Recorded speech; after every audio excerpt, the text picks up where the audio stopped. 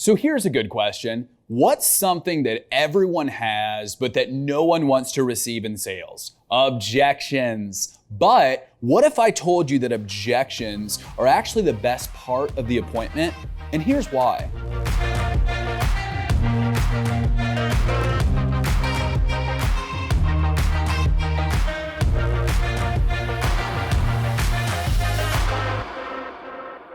Yes, objections are the best part of the sale because they cause the sale to move forward and to truly solve your prospect's underlying issues. Okay, when you do not know how to pull objections out from people and then resolve them, you will spend an overwhelming amount of time getting counterfeit yeses. Okay, a counterfeit yes is when a customer says yes without truly having 100% intention to buy.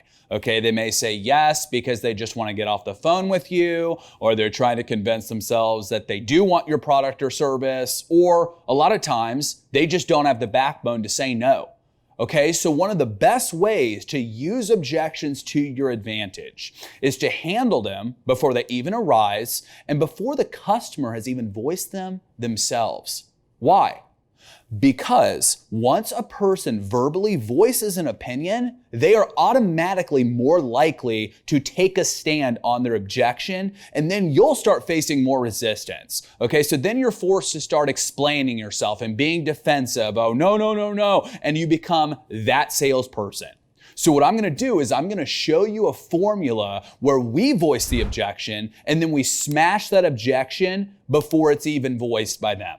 Okay, so the formula that we are going to use to handle objections is address plus resolve plus hammer it down equals the sale.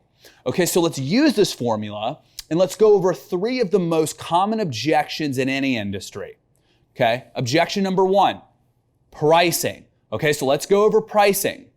So you'll pick a spot in your pitch and you'll insert the objection and then you'll immediately resolve it. So here's an example. For pricing objection, you could say, so Bob, a lot of our customers, they're pleasantly surprised when we tell them that our product or service, it's only X amount of dollars higher than the competitors, especially since we include X, Y, and Z.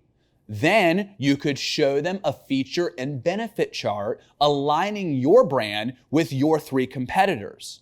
Do you see what you just did there with that equation? You killed 2 birds with 1 stone. You addressed the objection before they did, and then you used it to your advantage. And now finally, you are going to hammer it down.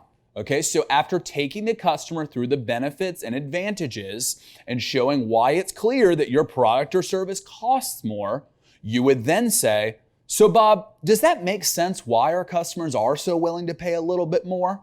And then you wait for them to say yes.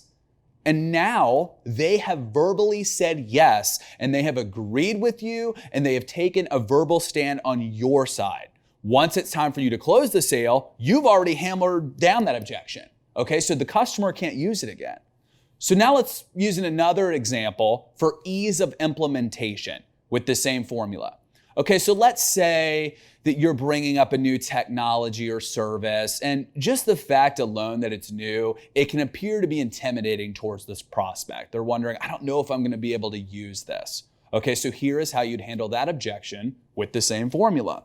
First, you would show them a product walkthrough, and then you could follow up and say, so Bob, even though it is an advanced technology, it's pretty great how simple the user experience is, right? Or if it is a little more complicated, you could say, so Bob, now that you've seen this walkthrough, do you think with the little practice and our dedicated client support team that you could implement this pretty easily with what you're already doing? Then you wait for that yes, and you move on. One more. Let's go over an example for trust and credibility, okay? So the trust and credibility objection, let's say you're a newer company, or you're trying to win the business from a larger company or a bigger corporation, whatever. Okay, what you could say is, now Bob, we are a smaller company and all of our clients love that since we provide our clients with an intimate experience. We noticed that a lot of these bigger companies, they were neglecting giving each individual client that one-on-one support. So we've prided ourselves with creating that extra support. then what would you do? You got it. Hammer it down. So Bob, don't you feel pretty good that there will always be someone on our staff to give you dedicated support? As you can see, this is a very effective equation to reduce the resistance in any objection. What this equation also does is it positions you from an empathetic standpoint to the customer. Okay, many customers, they don't want to feel dumb, by addressing certain objections like ease of implementation or not knowing how to use it. So use this equation to your advantage. Thank you everyone for watching this video. Make sure you like and subscribe and let me know in the comments below what your biggest takeaway was and if there's a topic that you want me to cover in my next video. I'll see you next time.